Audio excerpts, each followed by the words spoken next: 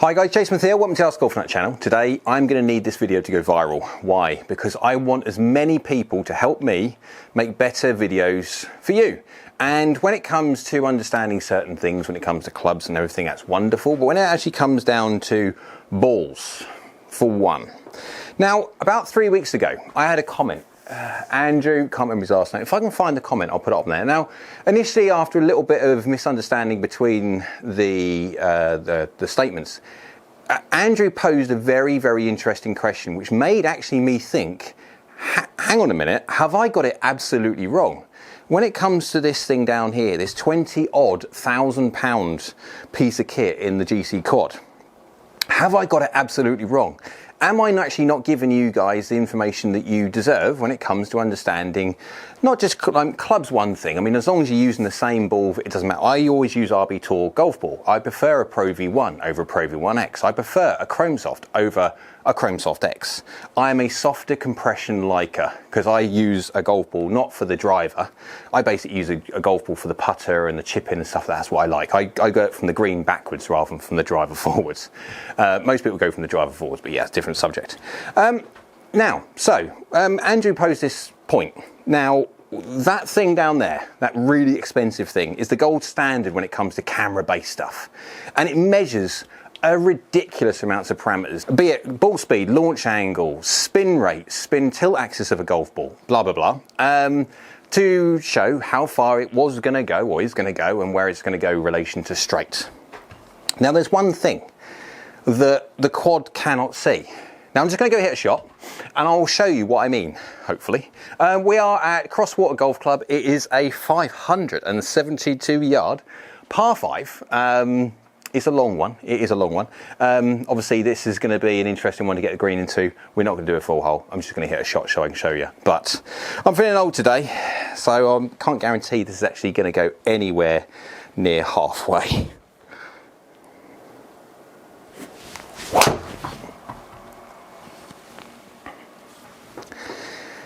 It's down there.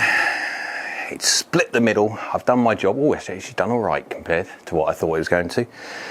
I'm getting old. I feel old today anyway. That was carrot 280 and 3 yards offline, blah, blah, blah. Right, so I haven't got dots on this, but I'll show you the ball data screen because that's the most important than the flight screen. It's launching at 14 degrees, going 157 miles an hour ball speed. Ken told you, slow today. Spinning at 2298 with a side angle of 233 RPM to the left, draw. Whatever that means in tilt axis, I'll see if I can find it on the screen because tilt axis by the degree is more important than, yeah. Anyway. And it went 38.6 yards in the air and 41.6 degrees descent angle. So for my liking, slightly too steep and stuff like that. But anyway, that's what it did. Quad can measure that. Now, this thing, this RB Tour, it's got dimples. All golf balls have dimples. And if it didn't have dimples, the golf ball would basically, within reason, fly about half the distance it does. And those dimples are important because what those dimples do, it creates like tiny little vortices. As this golf ball's rotating through the air and pushing through the air, those dimples create a boundary layer around the golf ball. And that allows the golf ball to slip through the air a little bit better. Well, a lot better, double the distance better. And of course, as it's rotating, it's creating a high pressure underneath. And of course, that creates lift. Yep, and there you go. That's the whole idea of a golf ball aerodynamics. Very basic. But those dimples make a big difference as to, or do they, as to how much flight trajectory is interfered with, opposed to what the quad is reading. Now, is the quad, when it comes to trajectory change, is there? I don't know. This is what people need to find out, or just to email me. I'll put the my email address in the description below, so you can contact me if you know any information about this, because I want to get to the bottom of this. I have already spoken to Foresight about it, and they are, I'm not quite sure. We'll find out about that. I don't expect to get an email back or any kind of correspondence back from Foresight, because obviously, potentially, if the difference between dimple patterns is actually massive when it comes to trajectory changes and stuff. Now, okay, the information that I've already managed to find, and it has to be done via unbiased, objective sources. So it can't be anything golf related. It can't be a magazine, or it can't be the well-known unbiased golf testers of equipment and balls and stuff like that. It can't be anything like that because it's golf specific, and there can't be any understanding or possibility of any bias whatsoever. It muddies the waters at the very least.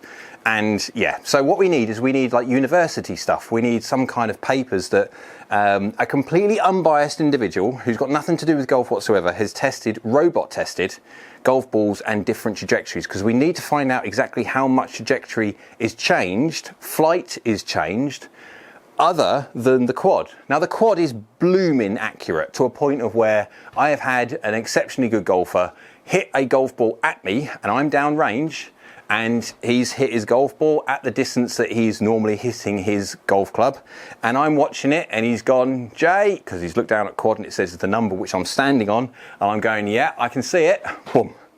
It is that good. So we're not talking about his accuracy. What we're talking about is accuracy of understanding trajectory. And with all the push of all manufacturers making different designs, I mean, this RB Tour has got something like 272 dimples, which is actually there's not that many. There's quite few, considering you've got Pro Visa 300 and something and stuff like that. But they've done their 99 different prototypes of either construction or dimple pattern to get to this wondrous ball they have. And I've done a full review of this anyway. Go on up there if you want to really want to have a look. But I've done that on quad. So is that review flawed? Absolutely flawed in its understanding. And anyone that uses a camera-based technology, when it comes to testing golf ball, not golf club, but golf ball, is it flawed? Now, okay, TrackMan, it can measure physical flight, but there are known and well-known differences and difficulties when it comes to a radar-based system understanding exactly what was going on here. That's well documented, and that's really without argument. So when it comes to it, a camera-based system is far better at doing this than anything else, absolutely. Well, when it comes to the ball fittings, that's a massive market. Are we getting it absolutely wrong because we don't understand, or that cannot understand, the variances in aerodynamics properties as such of what that golf ball's dimples do during flight? So help me help make better content for you. Yeah. So down in the description, I'm going to have my contact details in there. If you know of anybody or any information from an absolutely unbiased source, make sure you get down there. Send me the link. I don't mind reading through, because I want to make sure I'm doing the right thing for you guys, because again, I try and do everything as honestly and unbiased as I possibly can do. So if you like the video, by all means, thumbs up. If you can do that, that'd be great, because the channel likes it, so do I. And also, the more likes I can get, YouTube then will give it to other people to look at. And so the bigger I can get this video viewed, the more chance I've got of actually getting the question answered, right or wrong. I don't know which way it goes, don't care. I just need to know for certain if I'm right or wrong. Whilst you're down there, there's a subscribe button. If you click that one, that'd be great, because it's free and it's good for the channel. And next to it is a bell icon. If you click that one, that is a notification bell. That will notify you next time I upload another video. So I hope you're well, and we'll see you again soon.